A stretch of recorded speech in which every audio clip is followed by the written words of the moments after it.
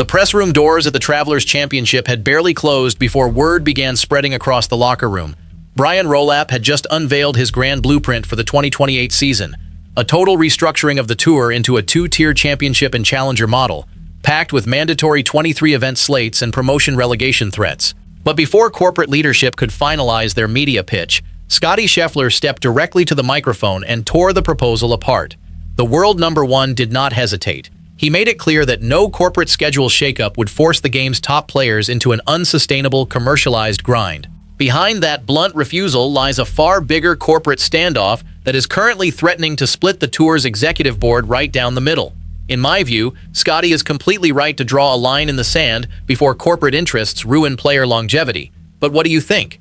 Drop a comment below if you agree with Scheffler's stand, and hit that subscribe button so you never miss an update on this ongoing tour war. What Rolapp didn't anticipate was that Scheffler wasn't acting alone. While tour executives expected the locker room to quietly fall in line for $20 million purses, an internal player coalition was already putting an ultimatum together. The public rejection was just the opening shot, but what came out of the private player council meeting moments later changed the entire trajectory of the 2028 season. That private meeting was not a routine player gathering, it was an emergency session, called in direct response to the specific mechanics of Rolapp's leaked 2028 master plan. Rolapp's proposal was designed to lock the world's top 50 players into an oppressive, non-negotiable schedule.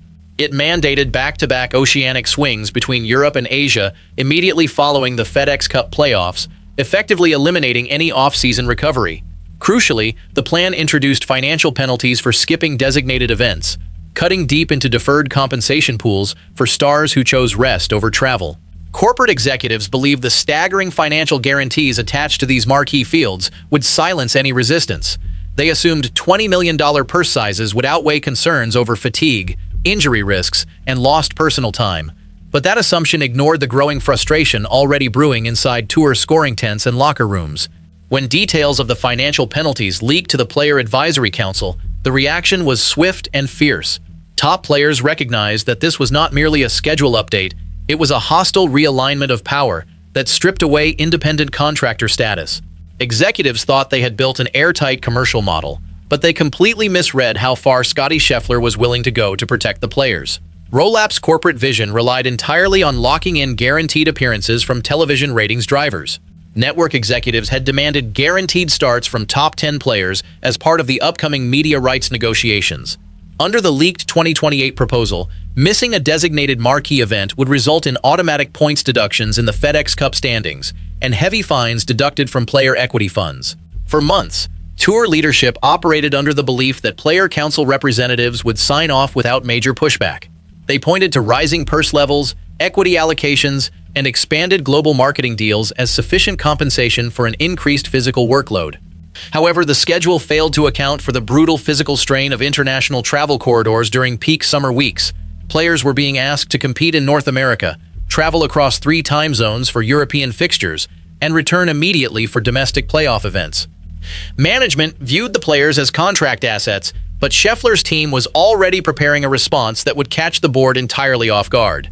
When Scheffler arrived for his scheduled media availability, tour communications staff expected standard questions about swing adjustments and course conditions. Instead, an independent reporter brought up the specific language in the leaked 2028 schedule draft regarding mandatory global starts.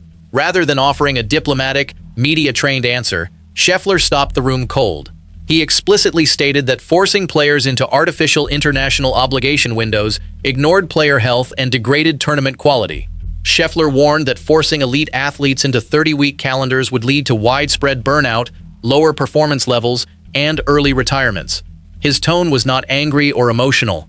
It was cold, deliberate, and uncompromising. He made it plain that no amount of guaranteed equity would force him to sign off on a schedule that treated professional golfers like corporate contractors. The statement sent immediate shockwaves through the executive trailers, but the real panic began when additional marquee champions stepped up to back his position. The first major player to publicly align with Scheffler was Rory McIlroy. McIlroy's inclusion in the coalition was a devastating blow to corporate leadership, as he had spent years acting as the primary ambassador for modernizing the PGA Tour schedule. However, McIlroy had hit his limit regarding global travel mandates and corporate scheduling overreach.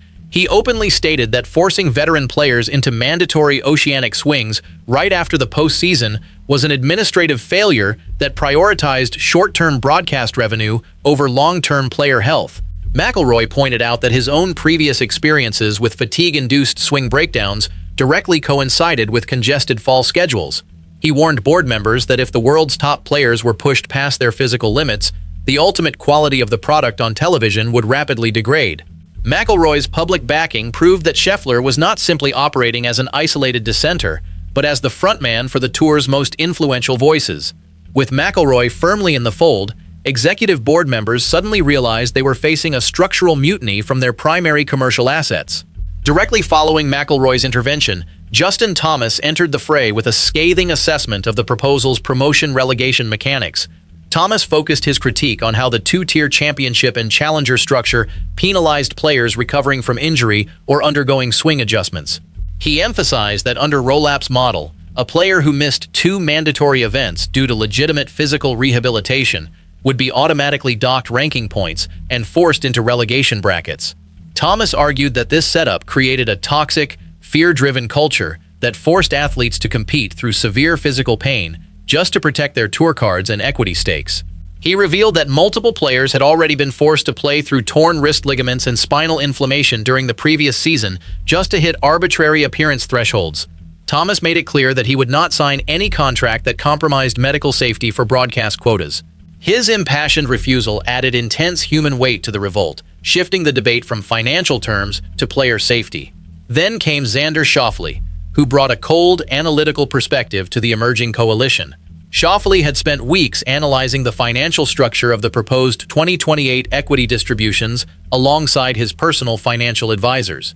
His findings revealed that the corporate board was using player equity pools as leverage to enforce compliance with secondary broadcast contracts. Schauffele publicly exposed the fact that the $20 million purse figures touted by Rolapp were actually contingent on players surrendering their individual media rights for non-tour exhibition events.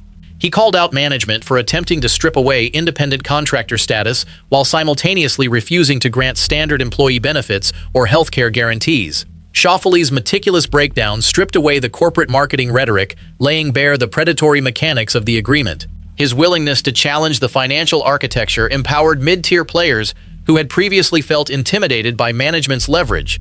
Schauffele's accounting attack completely dismantled the board's primary selling point, leaving executive leadership with zero financial high ground. Patrick Cantlay soon stepped forward to direct the legal and procedural assault against Rolapp's board structure. Known for his methodical approach to tour governance, Cantlay began challenging the legality of the proposed mandatory attendance penalties under existing charter regulations. He systematically pointed out that the PGA Tour's non-profit status and independent contractor framework strictly prohibited board members from imposing mandatory schedule quotas without full membership ratification. Cantlay met privately with corporate attorneys and regulatory consultants to draft an official legal notice to the board. He warned executive management that forcing players to sign non-compete clauses tied to international swings violated established federal labor standards regarding independent contractors. His intervention transformed a public relations dispute into an immediate, existential legal threat for the tour's executive committee. Cantlay's legal maneuver effectively froze board proceedings, giving the player coalition time to construct their final knockout blow. As the rebellion expanded, Collin Morikawa took the microphone to highlight the destructive impact the schedule would have on golf's traditional event ecosystem.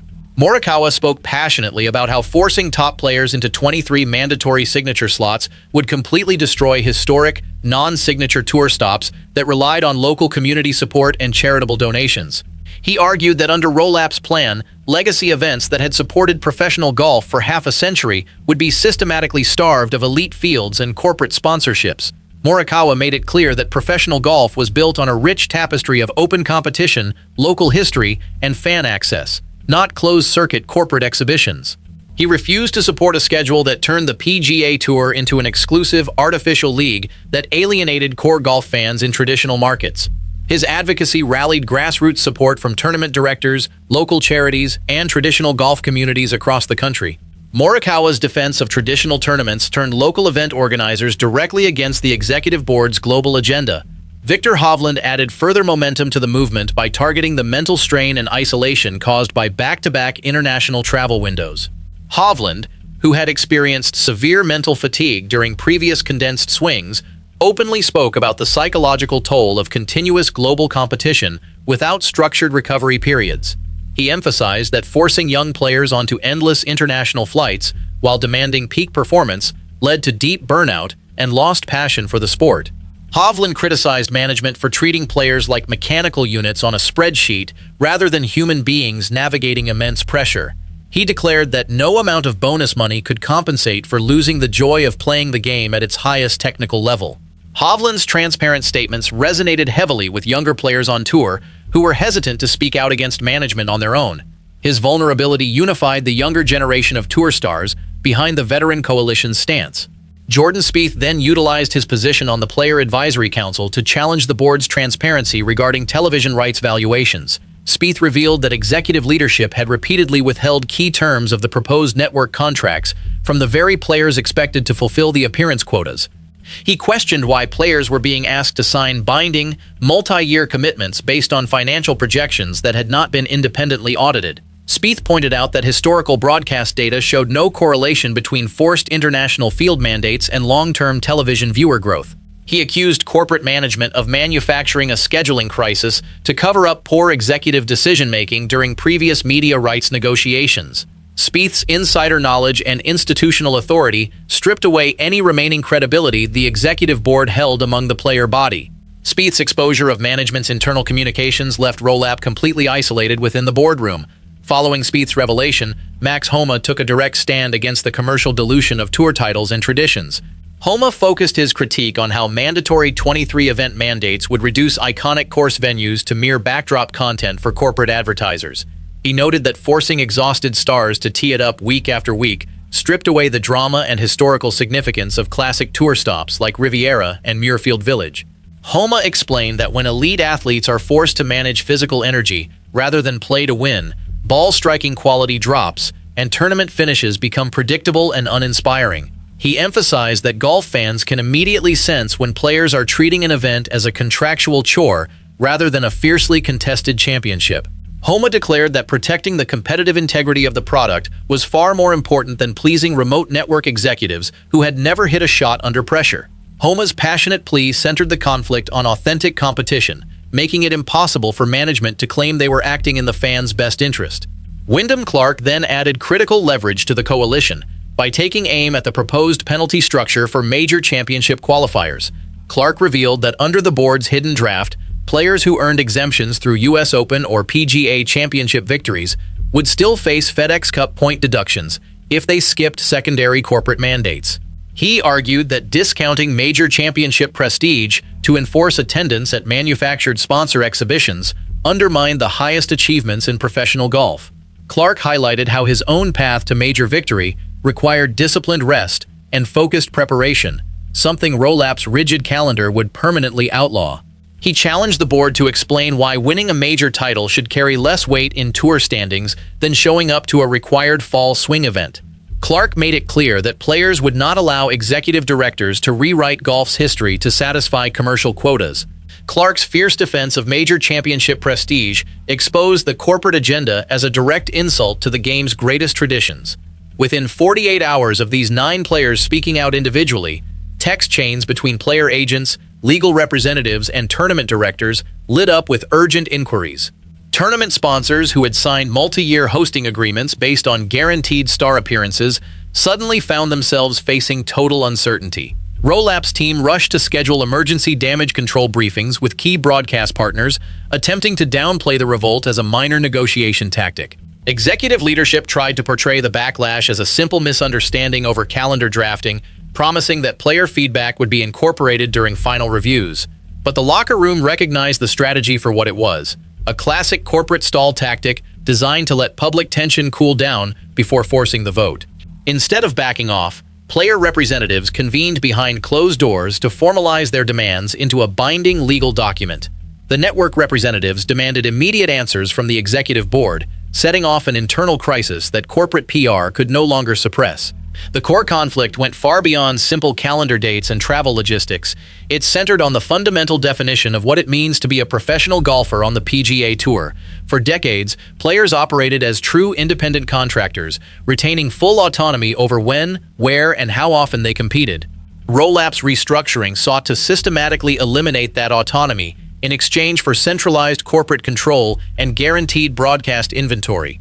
Under the proposed 2028 model, failure to meet mandatory start quotas would strip a player of voting rights on legislative councils and reduce their profit-sharing allocations. Financial analysts within the tour's executive offices argued that this structure was essential to compete with global sporting ventures and retain international network interest.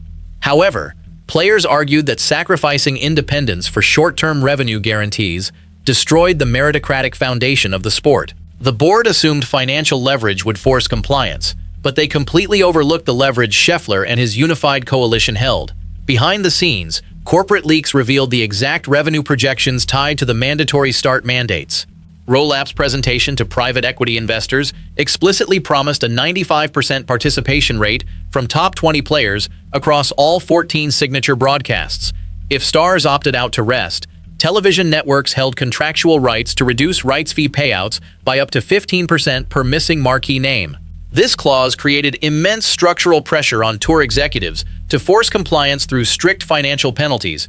When players realized their personal scheduling decisions were being used as collateral for executive valuation deals, frustration boiled over into outright hostility. Scheffler's public rejection, backed systematically by McIlroy, Thomas, Schauffele, Cantlay, Morikawa, Hovland, Spieth, Homa, and Clark, broke the executive hold completely. The locker room was no longer just complaining about travel schedules. They were actively organizing to dismantle executive governance. Executives tried to downplay the movement as temporary noise, until confidential player council polling revealed a massive, irreversible internal revolt. When internal surveys were distributed among the top 50 tour players, over 85% indicated they would actively refuse to sign the 2028 participation agreements under the proposed terms. The unified front completely shattered Rolapp's negotiation strategy. Corporate leadership had calculated that mid-tier players seeking guaranteed money would side with management against elite stars. Instead, mid-tier players realized that the two-tier championship and challenger structure would permanently lock them out of top-level purses and media exposure. The proposed promotion-relegation mechanics meant a single cold month on the course could demote a player to secondary circuits with significantly lower earning potential. Rather than dividing the locker room, Rolapp's plan accidentally united elite champions and journeymen against a common corporate threat. Management's divide-and-conquer strategy had completely collapsed, leaving the executive board backed into an impossible corner. As the standoff reached its boiling point, rumors began circulating regarding potential player-led boycotts of major winter meetings and flagship media events. Key sponsors began raising serious questions about the validity of their multi-million-dollar marketing commitments for the 2028 season. If top stars refused to commit to mandatory slates, sponsor activation plans and television advertising slots lost a massive portion of their value. Tour executives found themselves caught between binding promises made to Wall Street investors and an unyielding player base led by the world's top golfer.